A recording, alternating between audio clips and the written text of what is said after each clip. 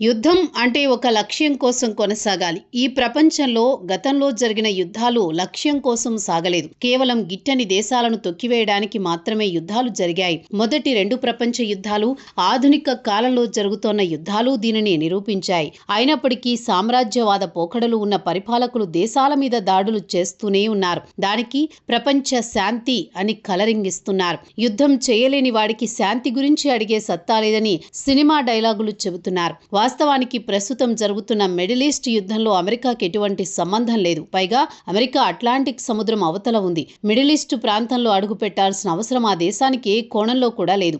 యూదుల కోసం, ముఖ్యంగా ఇజ్రాయెల్ ప్రాపకం కోసం అమెరికా ఇరాన్ మీద దాడులు దారుణంగా చేస్తోంది. ఇటీవల ఇస్లామాబాద్లో చర్చల కోసం ఇరాన్ ప్రతినిధులు పాకిస్తాన్ వెళ్లిపోయారు. దానికంటే ముందు అమెరికా చేసిన దాడుల వల్ల తమ ప్రాంతంలో చనిపోయిన పిల్లల ఫోటోలు, వారి స్కూల్ బ్యాగులను విమానంలో ప్రదర్శించారు. దీనిని బట్టి అమెరికా యుద్ధ పిపాస ఎలా ఉంటుందో ప్రపంచానికి మరోసారి చాటి చెప్పారు. ప్రపంచం మీద పెత్తనం సాగిస్తోంది కాబట్టి అమెరికా విషయంలో గ్లోబల్ మీడియా నెగిటివ్ గా రెస్పాండ్ కాకపోవచ్చు. మిగతా దేశాలు కూడా అమెరికాకు వ్యతిరేకంగా స్వరాన్ని పెకిలించకపోవచ్చు. కానీ నోరు గొడ్లను తిన్న రాబందు ఒక్క గాలివానకు చనిపోయినట్టు ఈ రోజున ప్రపంచం మీద పెత్తనం సాగిస్తున్నామని గొప్పలు చెప్పుకోవచ్చు అమెరికా. కానీ ఏదో ఓ రోజు అమెరికా పెత్తనం మొత్తం కాలగర్భంలో కలిసిపోవచ్చని చరిత్ర చెబుతోన్న వాస్తవం. తన ప్రయోజనాల కోసం ప్రపంచం మీద అనేక రకాలైన యుద్ధాలు రుద్దింది అమెరికా. అంతటి జపాన్ మీద న్యూక్లియర్ బాంబులు వేసి ప్రపంచ వినాశనానికి అమెరికా ఆ రోజుల్లోనే దారులు తెరిచింది. కాకపోతే ప్రపంచం మొత్తం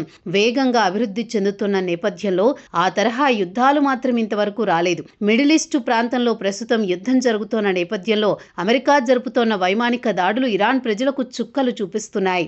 ఇప్పటి వరకు 40 రోజులకు పైగా మిడిల్ ఈస్ట్ యుద్ధం జరుగుతోంది. ఈ దాడుల్లో 3,375 మంది ఇరాన్ పౌరులు చనిపోయారు. వీరిలో 2,875 మంది పురుషులు ఉన్నారు. 500 మంది మహిళలు ఉన్నారు. మృతుల్లో Afghanistan, Lebanon, Iraq, China, Pakistan పౌరులున్నారని ఇరాన్ వెల్లడించింది. అయితే మృతుల సంఖ్య ఇంకా పెరిగే అవకాశం ఉందని, ఇప్పటికీ కూడా స్పష్టమైన సంఖ్యను చెప్పలేకపోతున్నామని ఇరాన్ ప్రకటించింది. ఇటీవల Iran legal medical organisation chief Abbas Araghchi యుద్ధం వల్ల ఎదురవుతున్న పరిణామాలను వెల్లడించారు. అమెరికా చేస్తోన్న దాడుల వల్ల ఎంతో మంది ఇరాన్ ప్రజలు చనిపోయారని, దేశం మొత్తం శిథిలాల దిబ్బగా మారిపోయిందని ఆవేదన వ్యక్తం చేశారు. ప్రస్తుతం సీజ్ ఫైర్ అమల్లో ఉంది. అందువల్ల ఇరాన్ దేశంలో దాడులు జరగడం లేదు.